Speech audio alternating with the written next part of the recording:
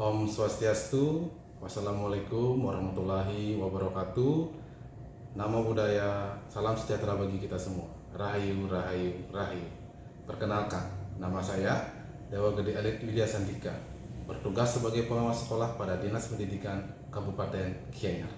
Pada kesempatan kali ini, saya akan menampilkan video aksi nyata terkait peran saya sebagai pengawas sekolah. Pada kesempatan kali ini, saya akan mengambil tema yaitu pendampingan sains dengan metode GMB. Apa itu pendampingan sains dan apa itu metode GMB akan dijelaskan secara lebih terperinci pada tayangan berikut ini. Selamat menyaksikan. Untuk memastikan mutu pendidikan dapat berkembang sesuai dengan tujuan yang ditentukan, pengawas sekolah ikut berperan dalam proses tersebut. Pengawas berperan sebagai fasilitator untuk memastikan mutu pendidikan tetap terjaga, sekaligus sebagai pendamping profesional yang membantu sekolah dalam mengatasi tantangan dan kendala dalam manajemen dan pembelajaran. Selama proses pendampingan yang saya lakukan, banyak hal menarik yang saya temukan di lapangan. Di antaranya, 1. Bagaimana proses pelayanan satuan pendidikan terhadap peserta didik penyandang disabilitas. 2. Memaksimalkan peran komite sekolah di dalam memajukan satuan pendidikan. 3. Memfasilitasi penyampaian P5 yang tepat kepada orang tua siswa lewat guru kelas maupun kepala sekolah. 4. Bagaimana penyusunan RKT berdasarkan rapor pendidikan. 5. Perencanaan sekolah yang berbasis data pada rapor pendidikan. Untuk beberapa hal tersebut, saya selaku pengawas berkolaborasi dengan satuan pendidikan melalui komunitas belajar di satuan pendidikan, komunitas belajar tingkat gugus, maupun komunitas belajar kelompok kerja kepala sekolah di tingkat kecamatan. Dalam beberapa kali kunjungan ke sekolah dampingan, hal yang paling sering mereka tanyakan kepada saya ialah bagaimana saya melakukan proses pembelajaran jika di kelas terdapat peserta didik penyandang disabilitas, sedangkan saya tidak punya pendidikan dasar mengenai pelayanan tersebut. Pertanyaan ini membuat saya semakin tertarik untuk mempelajari dan juga ikut merasakan keresahan yang dialami oleh guru-guru. Pada bulan Maret tahun 2024, saya melakukan pendataan terhadap peserta didik penyandang disabilitas yang terdapat di Kabupaten Gianyar dengan cara menyebar Google Form. Sasarannya ialah satuan pendidikan SD dan SMP, yang tentunya kegiatan ini sudah berkoordinasi dengan Dinas Pendidikan. Dari penyebaran Google Form diperoleh data sebagai berikut. Disabilitas fisik 41 orang, disabilitas mental 9 orang, disabilitas sensorik 9 orang, disabilitas intelektual 88 orang, dan lain-lain sebanyak 44 orang dari 59 SD dan 8 SMP. Strategi untuk menyebarkan pemahaman bahwa pendidikan inklusif dan pemberian layanan kepada peserta didik penyandang disabilitas di sekolah reguler menjadi hal yang wajib harus diketahui oleh pendidik dan tenaga kependidikan. Hal yang terjadi di lapangan terkait pelayanan terhadap peserta didik penyandang disabilitas ialah tanggung jawab guru kelas bukan tanggung jawab bersama. Pola layanan masih setengah-setengah. Jadi, pendampingan yang saya lakukan untuk mengatasi hal tersebut ialah pendampingan sains, sayang anak inklusif, dengan metode GMB, jelaskan, modelkan, budayakan.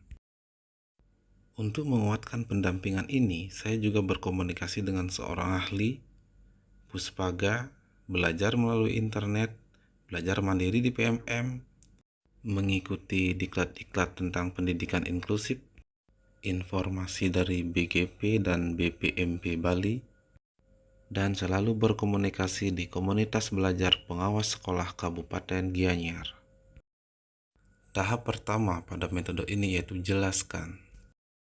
Yang bisa Tiang sampaikan adalah masalah tentang pendidikan inklusif. Pendidikan inklusif sangat penting kita bisa di sekolah sama-sama memahami bahwa itu adalah tanggung jawab kita bersama. Nah, mudah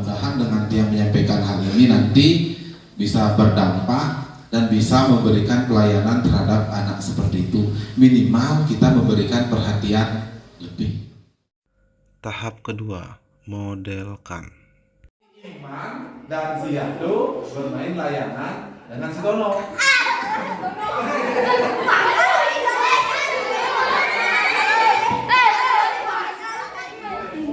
Dono.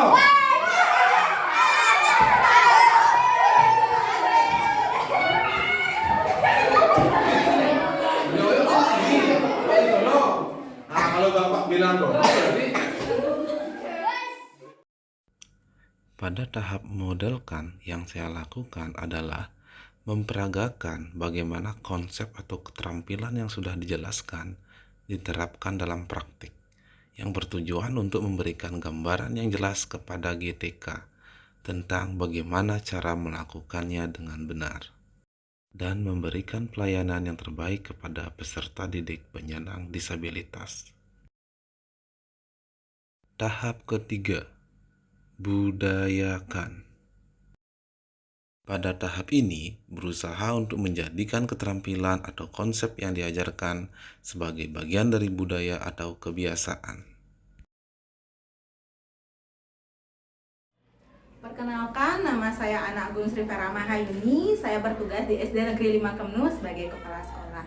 Jadi, saya sedikit testimoni tentang pendampingan yang dilakukan oleh Pak Dewa tentang sains, yaitu sayang anak inklusif dengan metode JMB, yaitu jelaskan, modelkan, dan budayakan. Jadi kebetulan di sekolah saya itu ada salah satu anak inklusif dan saya sangat terbantu dengan penjelasan serta pendampingan yang diberikan oleh Pak Dewa. Jadi sekarang saya sudah bisa bagaimana cara menanganinya setidaknya untuk memaksimalkan potensinya. Mungkin itu yang bisa saya sampaikan. Terima kasih. Swastiastu.